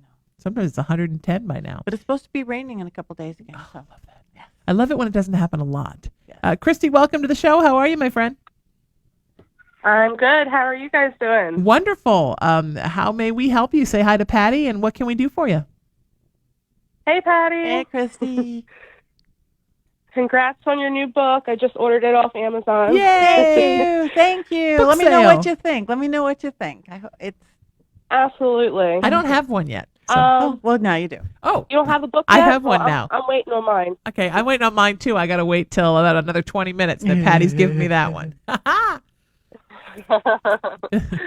And you'll have to excuse me. I have a little bit of a sinus infection. Oh, that's okay. So I sound like I'm underwater. That's okay. We just talked to your friend Carolyn at the beginning of the show, and she said that you were the one that recommended her. So we appreciate that. Oh, yeah. I'm so happy you guys got in touch with her. She really needed that. Thank you. Good. I'm so glad. How can we help you, darling? So, Patti, last time you were on, we spoke about my son and his autism diagnosis. Okay. Kind of jog your memory. I don't know if you remember. I certainly remember. Hi. Okay. So, it's been very up in the air as far as what next school year is going to bring, him going into kindergarten.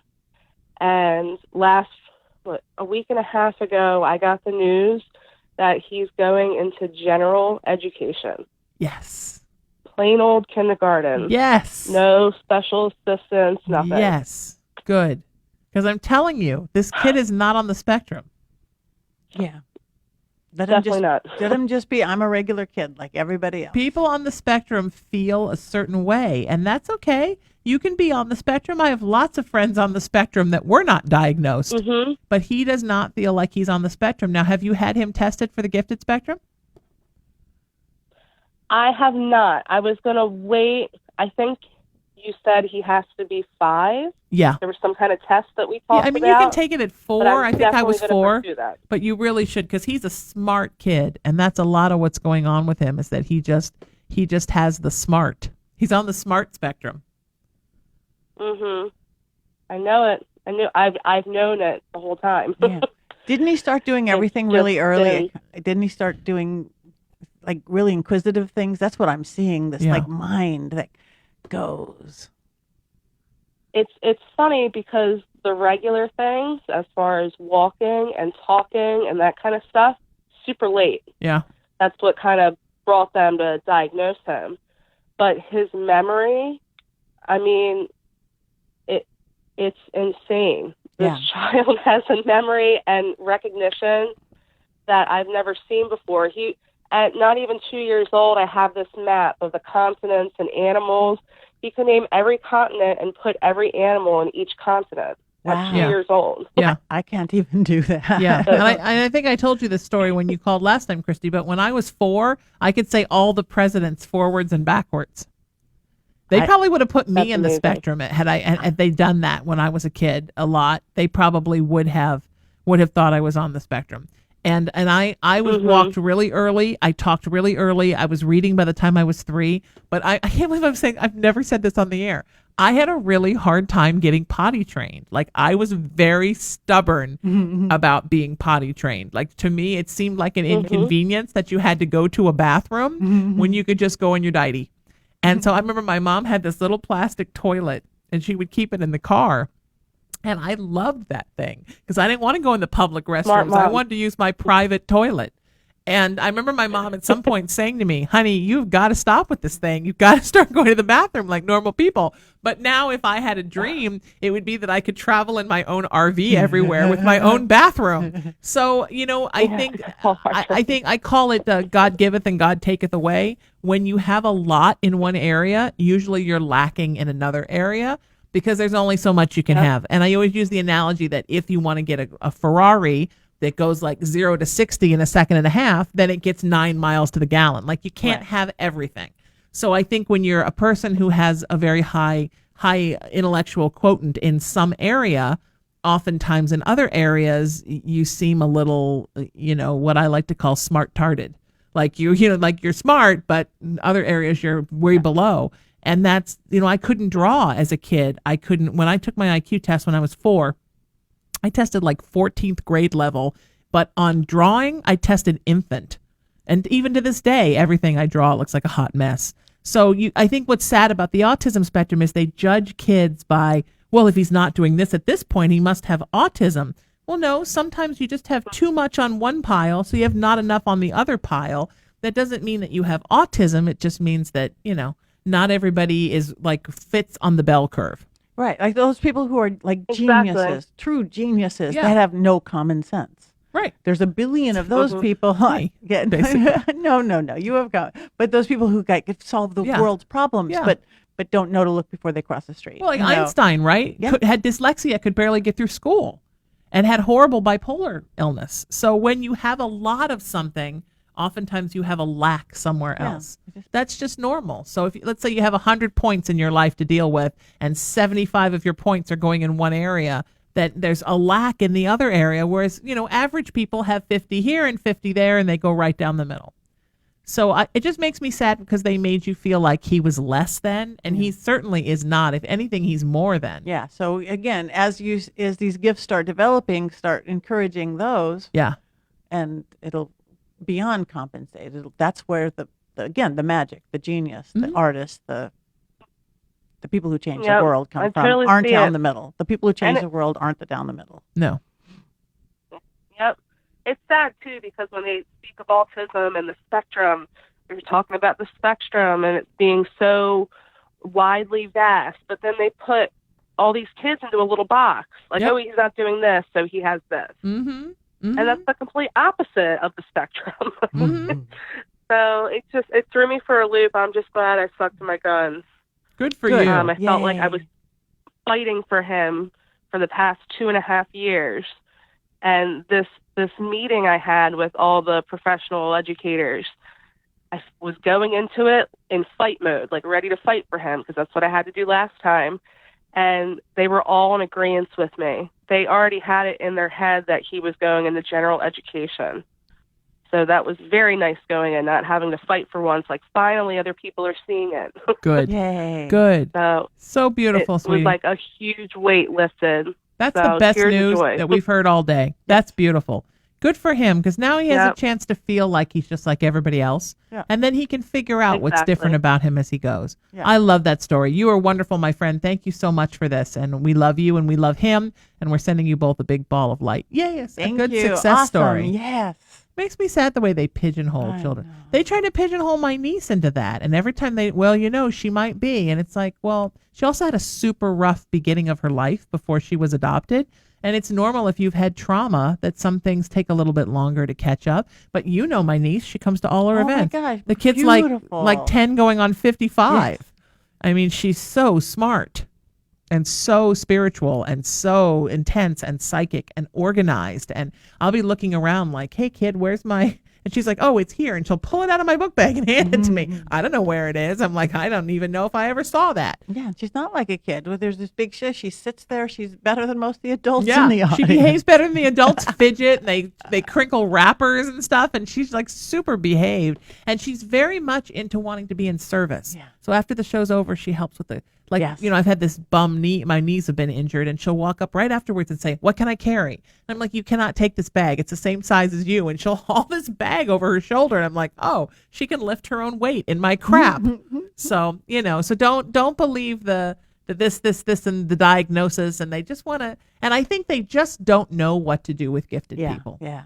I've told this story before that I think I told it once when you called in a different show, Christy, that I am friends with James Durbin, who was on American Idol, who came out and confessed that he was on the spectrum when he was doing American Idol. And he did my show once, and he was working with the Temple Grandin Foundation. Of course, she's a very famous person on the autism spectrum. And this woman called in from Temple's Foundation, and James called in, and the three of us were having a talk on the air because he was doing a fundraiser for her.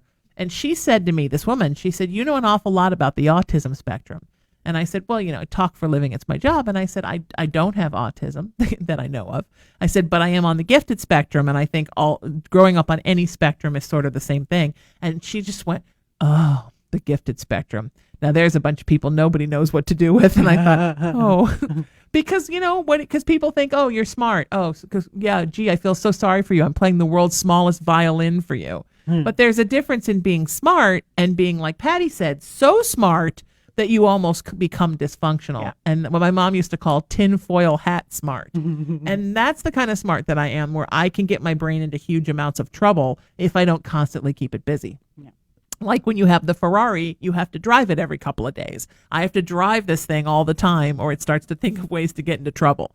So, we all have to accept each other for where we are. Yeah. Be like a dolphin. I had a friend who's a dolphin communicator who told me once that the reason that dolphins do so great with kids on the autism spectrum is that a dolphin meets you where you're at. A human being expects you to meet them where they're at. So we all need to be more like the dolphin. Yeah. We're all different. We're all on different spectrums of all different kinds. We're on the psychic spectrum. Yeah. I'm on the fat spectrum. I'm on the gender spectrum. I'm on the sexuality spectrum. I'm on a spectrum of a lot of stuff. Meet each other where we're at. Just love people where they're at. Yeah. Not everybody. If the world was everybody was just like you, the world would be like a creepy clone world. Yeah. And it would be terrifying. We'd be like the Borg. Nobody wants that. Hello. Okay, so we're going to get Linda on the phone right now. But Christy, I'm so glad that he's doing so well because, I just feel bad when kids don't get a break at the beginning. I'm so lucky that my mother was also tinfoil hat smart and was also an educator. And my grandmother was an educator. So I had kind of a leg up as a kid, and nobody was allowed to put me in any thing I wasn't supposed to be in because she would have thrown a holy rolling Scorpio shit fit. So nobody wants to see that. The tail comes out. It starts stinging people. There's hissing. Linda, welcome to the show. How are you, my friend? Not bad. Good. Great to hear from you. What can we do for you? Say hi to Patti, and how may we help you? Hi, Patti. Actually, it's more of just like a question. Okay. My grandmother passed away a few months ago. Okay. And like 2 to 3 weeks before she passed, I'm sitting on my couch in my living room. And all of a sudden, I realized I'm not breathing. And I'm looking around, and I felt so amazing. Was it her who came and sat inside my body, or am I just nuts? Sure it was. Yeah. Because I wasn't able to go see her. But the feeling, it was just so, wow, it was awesome. Yeah, I think it's like a little bit of astral travel that you kind of left the body with. That sensation is very similar with that. So, she came to visit you. You went to visit her. You kind of cloned up somehow. Yeah. Yeah, that happens. Happened during my near-death experience when I was 23. When you go home, the first thing you feel is this just overwhelming sense of love. And it's like someone just sucked all of your pain out. Not just your emotional pain, but your physical pain. I was 23. I wouldn't have told you I was in a lot of pain. But your body, just being in a bodies creak and they crack and they hurt and muscles hurt and they get strained. And when all that pain is sucked out of you, there's just a euphoria of, whoa, this is what it feels like to not be in any pain. I wasn't, well, I know I wasn't, didn't feel like I was breathing, nothing.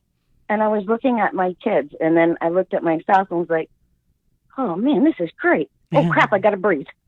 Right, exactly. Don't forget to breathe. Yeah, and that's exactly what Patti said. That's totally an astral projection thing. Yeah. And then once you remembered to breathe, did you pop back in?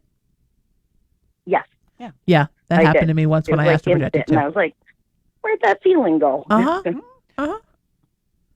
Yep. I think she was around, and then because she was out of body, you traveled out of body. I think Patty's right. That was a little astral projection. Yeah. Feels good, doesn't it? Till you freak out, and then you scare yourself and you snap right back in.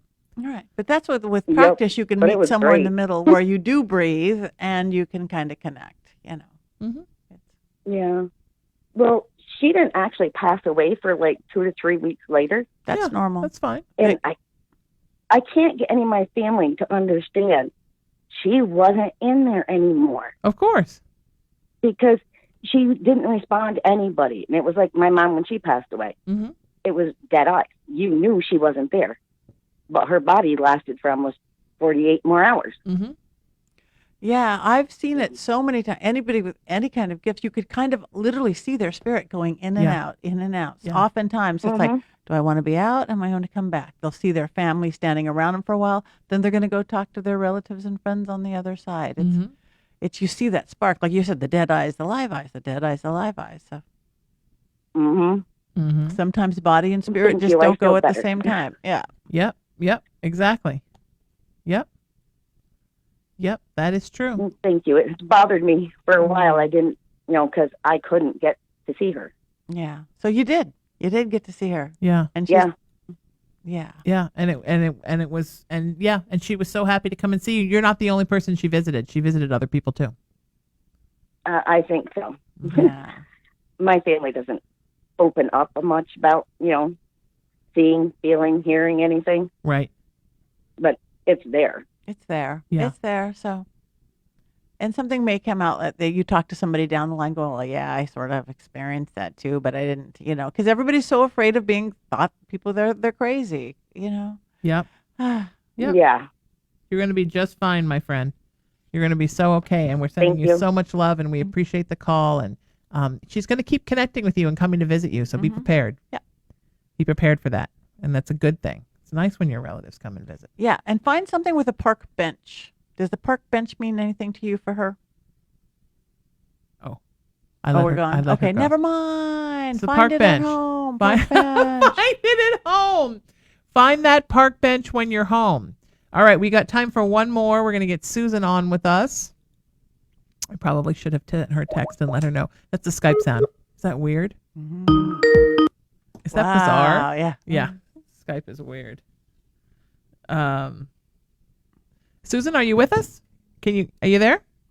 Yep. How are you? I'm doing okay. How are you? Welcome to the show. Say hi to Patti, and we're so glad you called. We called you. We're so glad we called you. Hi, Patti. How are you? I'm excellent. Happy to be here. How may we help you, sweetheart? Oh, just kind of seeing if there's any messages from any relatives on the other side. Just seeing what everybody's doing over there. Okay, Patti, why don't you take this to start? I've been talking too much. Okay, there's a male. I'm not getting any really distinct, except that he's sort of a little bit barrel chested, kind of wide through the chest, and he feels okay. Maybe back a couple generations. Does that ring anything to you? Again, nondescript hair, like medium color everything, except wide through, the upper torso. It could be my grandpa years ago. Yeah. Years ago when we crossed. Yeah. Okay. Did he walk a little funny? He had a cane. Okay. Yeah. For a while. I think that's him. I think he's there. There's some really good stuff attached to him, and then some really edgy stuff attached to him. Does that make sense? Yes, it does. Okay. So It does, again, yep. yeah. So I absolutely. He was my best pal growing up, but a lot of other people didn't see him that way, so I don't know. No, and he gets that you did, and that you really got him and who he was, not whatever was the edgy thing that other people saw different. So he's just really protective of you and really there for you, and just really proud of you, and thankful. I'm thankful. Cool. Yeah. And you know your son is always with you. Oh, I know. I miss him. That boy, he's around all the time. That beautiful boy. I hope so. Yeah. Do you sometimes feel something with your left foot? Yeah, constantly. Okay, that's spirit. I don't know if somebody's standing on your foot, but again, that's a sign from spirit. I'm sitting here moving it right now, and it's spirit touching spirit. It's a reminder or a message for something. It's both a confirmation and message. So think about when that really happens, and then say you don't really need the pain part, that you'll get the message without it. That's kind of weird because before you said my son, I was thinking him and I started tapping my left foot. Yeah, Right that's him. That's him. He's Yeah. right there. That is him. Yeah. Is there? Well, that's cool. Do you remember a connection to him and the foot? No, I don't know. It's just how he's communicating with you now. And again, so when whatever else goes with the left foot, again, it's a little reminder of that, either to breathe or relax or confirmation, move forward. It's an awareness moment. Yeah. So that's what he was just showing me. I'm doing the exact thing. You can't see it under the table. I'm tapping my foot and I go, oh, that's spirit. That's your son. That's really weird. Okay, cool. It's awesome. Spirit, yeah. Health-wise, do you see anything with me right now? I feel like you just feel run down to me. Do you feel like that? Like just tired and run down? Yeah. Sore, tired. Yeah. Ugh. A lot of that is emotional, Yeah. sweetie. It's emotionality dragging down your physicality. Does that make sense? Yes, it does. And, yes, it does. And do you get enough B vitamins? Probably not. Yeah. Get some B. Either, I don't know what B is in. I'm not like a medical empath or anything like Sean, but I'm just got a big thing. It's the B. You need the B, and that'll give you energy. You know, B12 pills, B6 pills, you will get the energy from it, and you are lacking in it. I bet you if you went and had a blood test, you would say you're lacking in B. Yeah. Okay. All right. Yeah. And watch your iron levels. Do you sometimes get a little anemic? Yes. Yeah. I do. I like eating things with iron. I prefer that to the supplements because the iron supplements make me feel a little, I've had to take them after surgeries, but spinach. Things that have iron. What has a amazing iron that I took after my hysterectomy? I got so anemic is clams. Really? I ate a lot of clams and mussels. I don't like mussels much, but clams and mussels, things that come in shells, full of iron. Oh. Yeah, because I didn't want to eat a ton of red meat, although I did eat more red meat than normal after that to build my iron up. But clams are kind of an easy little. Yeah, I didn't know that. Throw some sour cream on them and eat them with a cracker, and it's just something to get extra iron. I feel like your iron levels are low, sweetheart. Have you had your hemoglobin checked? I did. I had iron problems years ago. I did with my pregnancy because obviously my kids are in their 30s, but I had some problems, and to try to take the pills they gave me after, they just made me sick. Yeah, so I didn't, so I didn't take anything. Yeah, work on that. Work on your iron. Sweetie, we're out of time, but we appreciate your call, and we love you. We thank you so much for calling, and we're sending you some light. And watch out for your left foot. Patti, what a joy this was to be with you today. Thank you for having me on. Thank you for this opportunity. So much fun. One more time, how can people find your fabulous book? Amazon.com. If you can't find it, go to any of my social media. Go to pattinegri.com. But Amazon.com. Old World Magic for the Modern World. Yep, do it. Get that. And if you want to know more about my Good Vibrations crystals, just send me a text message, 818-437-0886, or visit me on email, Sheena@IamRaisingYourVibration.com. And this Sunday at the Loft Ensemble Theater is the spiritual gathering, the monthly spiritual gathering for my Raising the Vibration movement. please come. I have free tickets for you. Email me and or text me, and I will set you up. And of course, we're here every Tuesday from 12 noon to 2 p.m. right here on the little show we like to call Haunted Playground. We're at hauntedplayground.com. We're at latalkradio.com. I'm your host, Sheena Metal, and my spiritual practice is IamRaisingYourVibration.com and SheenaMetalSpiritual.com. And also, IamRaisingTheVibration.com is the movement. Please check us out. We'll see you next time. Stay spooky. Stay psychic. Raise your vibration.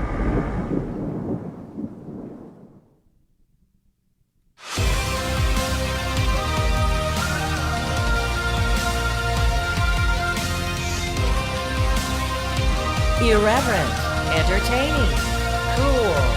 You're listening to LA Talk Radio.